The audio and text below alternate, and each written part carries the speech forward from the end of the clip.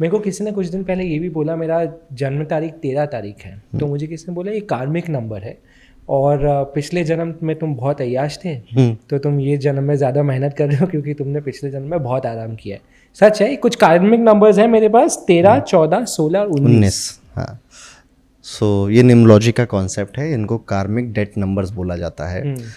और एक होता है मास्टर नंबर्स, एक होते हैं कार्मिक नंबर्स। तो जो भी व्यक्ति किसी महीने की 13 तारीख को, 14 तारीख को, 16 या 19 तारीख को पैदा हुआ है, तो इनके ऊपर कुछ डेट है, वो चुकानी है इस जन्म में। अब एक एक करके मैं डेट समझाता हूँ। अगर आप 13 तारीख को बॉर्न होते हो तो ऑल वर्क नो फन, ठीक है, मेहनत बहुत करने, बहुत काम करवाएगा और मस्ती करने का फुर्सत नहीं देगा ये नंबर, इसीलिए लोग इसको बुरा मानते हैं। कई जगह आप देखोगे नंबर 13 अवॉइड भी किया जाता है, पर अगर आप सिखिज्म में देखोगे तो वहाँ पे गुरुजी बोलते हैं सब 13, ठीक है, वहाँ पे 13 नंबर बड़ा ऑस्पिशियस है। सो एक्चुअल में नंबर 13 एक पुरानी चली चलाई आ रही परंपरा को खत्म करके नई परंपरा एस्टेब्लिश करता है। ये जो भी यहाँ पे ट्रेडिशन चल रहा है, बदलो इसे, कुछ नए तरीके से रॉकिंग करना है।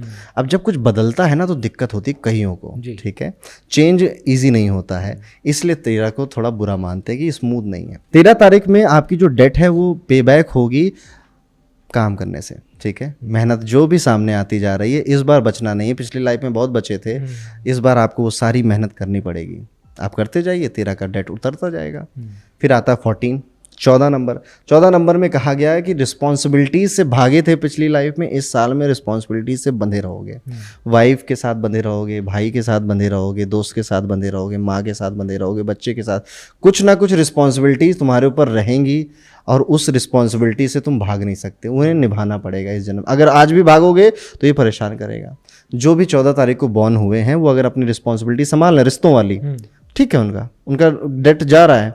16 नंबर डेंजरस होता है। अच्छा। अगर आप किसी भी महीने की 16 तारीख को पैदा हुए हो तो आपका दुश्मन कोई और नहीं, यूनिवर्स होता है। आपके काम ऐसे जगह पे खराब होंगे जहाँ पे किसी ह्यूमन इंटरफेरेंस नहीं होगा, यूनिवर्स का इंटरफेरेंस होगा।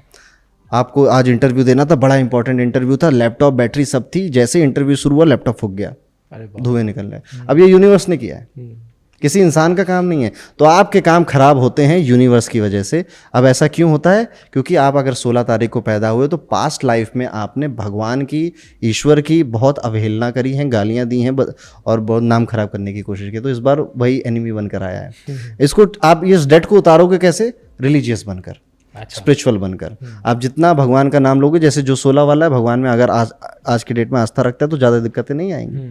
जिनका भी जन्म 19 तारीख को हुआ है, इन्होंने पिछले लाइफ में अपनी पावर का मिसयूज़ किया है, तो इस लाइफ में ये फिर से पावरफुल बनाए जाएंगे, फिर से एक पोजीशन पे रखे जाएंगे और इनके आसपास वाले लोग इनको धोखा देंगे।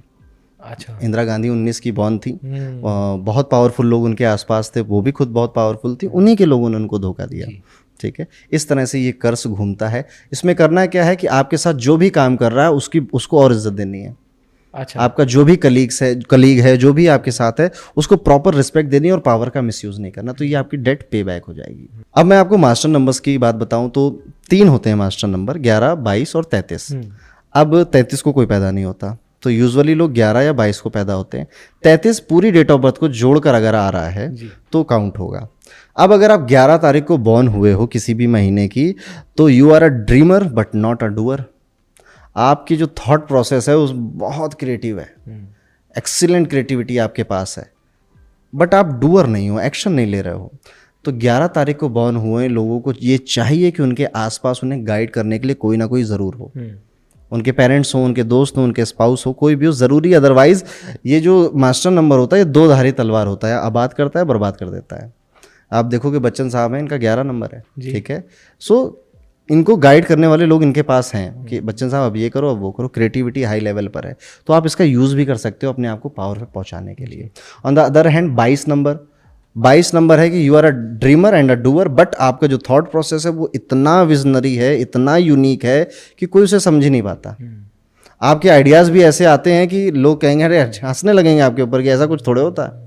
अब ऐसे केस में बचपन से ही आप देखोगे 22 नंबर वालों को, इनके खुद के पेरेंट्स, इनके खुद के दोस्त समझ नहीं पाते, इनके आइडियाज़ को नहीं समझ पाते, तो इन्हें अलग होने लग जाते हैं लोगों से।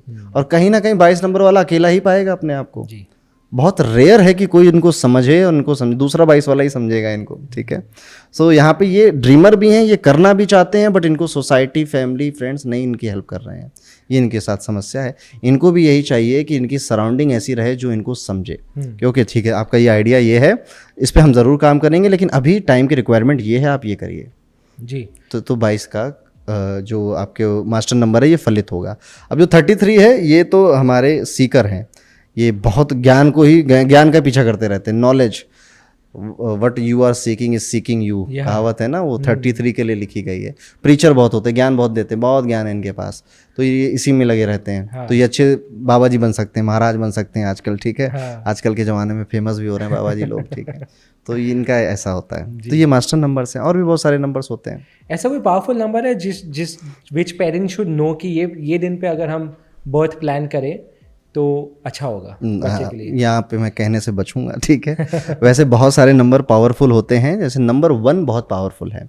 अगर आप 1, 10, 19, 28 को जन्म ले रहे हैं तो it is a powerful number. इसके बाद नंबर 5 बहुत पावरफुल है, 5, 14, 23 तारीख को। फिर नंबर 8 भी बहुत पावरफुल है।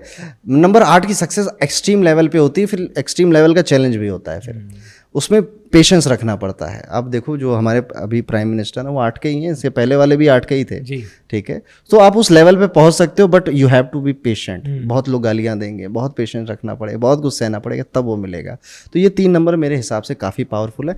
पावरफुल सारे ही नंबर होते हैं, बस आपको समझ में आना चाहिए कि how you can use them.